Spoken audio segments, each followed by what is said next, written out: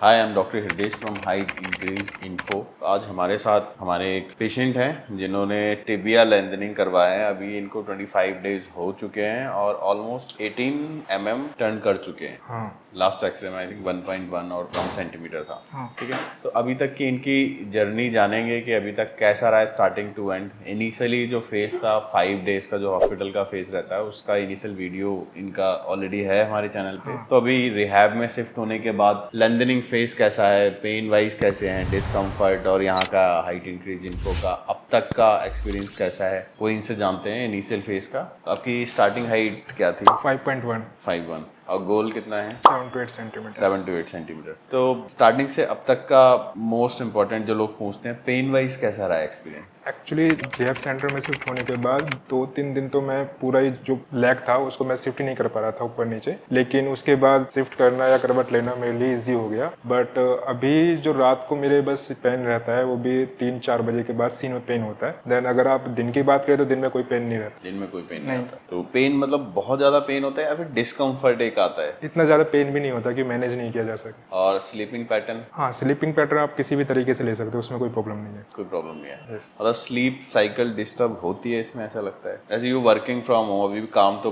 Whole day करते हो। हाँ। तो रात में ऐसा लगता है कि नींद नहीं आ रही फ्रेम्स की वजह से, जो कि बहुत कॉमन है। आपके साथ ऐसा है? मुझे बेसिकली थोड़ा पेन होता है ना, तो उसकी वजह से डिस्कम्फर्ट हो जाता है रात को 2-3 बजे के बाद। उसके बाद मॉर्निंग होती है, देन मॉर्निंग अपना काम स्टार्ट करता हूँ, तो उसके बाद कोई भी पेन वगैरह नहीं होता, बैठे रहते हैं अपना वर्क फ्रॉम होम काम करता हूँ तो अपने सिस्टम में बैठे रहते हैं, तो ऐसा कोई पेन नहीं होता। ऐसे जैसे अभी 25 डेज हो गए हैं, तो कितना टाइम माने कि इसमें फ्रेम में कंफर्ट लेवल आने में, जो अभी है, आने में कितने दिन लगे थे स्टार्टिंग से? स्टार्टिंग 5 डेज तो आप हॉस्पिटल में थे, उसके बाद 5th डे यहाँ शिफ्ट हुए, उसके बाद कितना टाइम लगा एकदम कंफर्ट? जैसे अभी बोल रहे हो कुछ भी कर सकते हो, लेट सकते हो, पैर मूव कर सकते हो, उसमें कितना टाइम लगा? मैक्सिमम 5 डेज लगे मेरे को। 5 डेज हॉस्पिटल के बाद? हाँ। अराउंड 1.5 वीक बोल सकते हैं, 1.5 हफ्ता लग गया इसके साथ प्रॉपर एडजस्ट होने में। इनिशियल डेज में कैसी फीलिंग रहती है जब फ्रेम लगता है एकदम से? एक्चुअली इनिशियल डेज में थोड़ा आपको लेग्स को या मूवमेंट करते टाइम आप या एक पैर को दूसरे पैर के ऊपर रखते हो तो उसको करने में काफी प्रॉब्लम आती थी। एक तो पैर आपका रेज नहीं हो पाता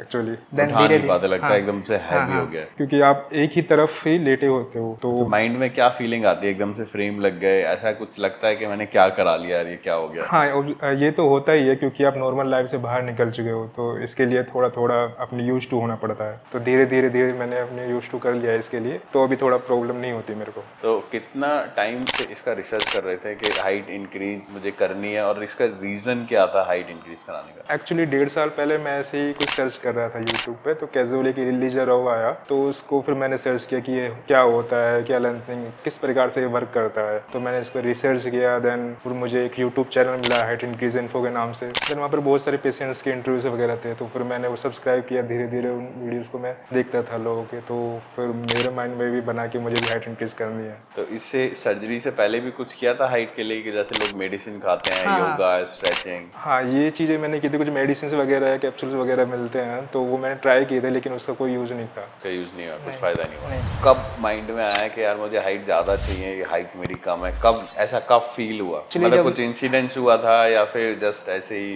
पर्सनल और प्रोफेशनल, मतलब क्या था? ये प्रोफेशनल था मेरा। जब आप किसी शादी में होते हैं या किसी ऑफिस वगैरह में होते हैं तो आपकी हाइट बहुत शॉर्ट लगती है, तो मैंने सोचा था कि 18 के बाद तो हाइट बढ़नी नहीं है। देन जैसे ही मैंने रिसर्च करना स्टार्ट किया तो माइंड के अंदर ये हुआ कि यार हाइट इंक्रीज करनी चाहिए। तो चाहिए। हाँ। मतलब ऐसे कुछ बैरियर आ रहा था या जस्ट अपनी फीलिंग थी, या किसी ने कुछ बोल दिया, या फिर ऐसा कुछ था? हाँ, ये बोलते तो है एक्चुअली, बोलते तो है। ऑफिस में भी आप किसी बहुत टोल बंदे के साथ खड़े हो तो वो शॉर्ट लगते हो, तो कोई बोल भी देता है तो बुरा भी लगता है, लेकिन क्या करे उसके लिए। नहीं भी बोलते तो खुद को एक कॉम्प्लेक्स फीलिंग रहती है। वो चीज़ हो ही नहीं सकती, लेकिन हाँ, ये एक सर्जरी है, उसके माध्यम से हो सकती है।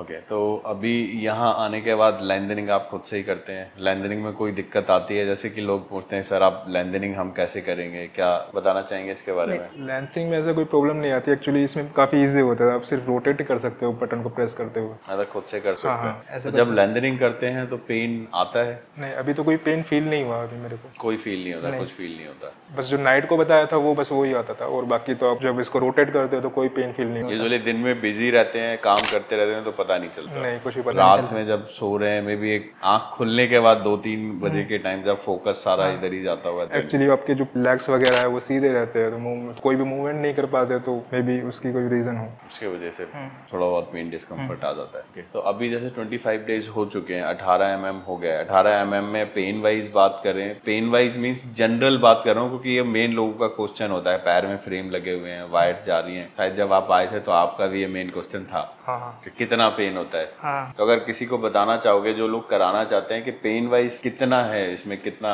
जैसे कि मैंने बताया था कि दिन में तो मुझे कोई भी पेन नहीं हुआ, बस नाइट को थोड़ा सा डिस्कम्फर्ट रहता है, और आगे जैसे जैसे जर्नी चलेगी वो पता चलेगा कि क्या होता है। पेन किलर कितना लेने की नीड होती है? पेन किलर जब रात को मुझे सारा पता है, I know, but as a patient मैं आपसे पूछ रहा हूँ ताकि जो हमारी ऑडियंस जो देख रहे हैं, जिनको कराना है, उनको एक क्लैरिटी मिले। हाँ, तो पेन किलर्स मैंने 2 दिन ली थी पेन की वजह से, क्योंकि रात को सोना भी होता है, थोड़ा स्लीप को ध्यान रखना पड़ता है, तो इसलिए मैंने 2 दिन ही पेन किलर लिया था। बाकी तो इतना ज़्यादा पेन नहीं था, बट वो मैनेज हो गया था। स्टार्टिंग से अभी तक 2 ही दिन लिए। हाँ। और बात करें डेली एक्टिविटी के, अपने जो डेली के रोज के काम है, वॉशरूम आना जाना, लंच करना, डिनर, ये सारा कैसे मैनेज होता है? फ्रेम में मैनेज हो जाता है? इनिशियली जब मैं रिहैब सेंटर में शिफ्ट हुआ था तो 3 डेज तो मैं अपने जो चेयर वगैरह है तो उस पर बैठ वगैरह नहीं पाता था, नहीं मैं अंदर जा पाता था, लेकिन अब तो मैं अपने काम मैनेज कर लेता हूँ।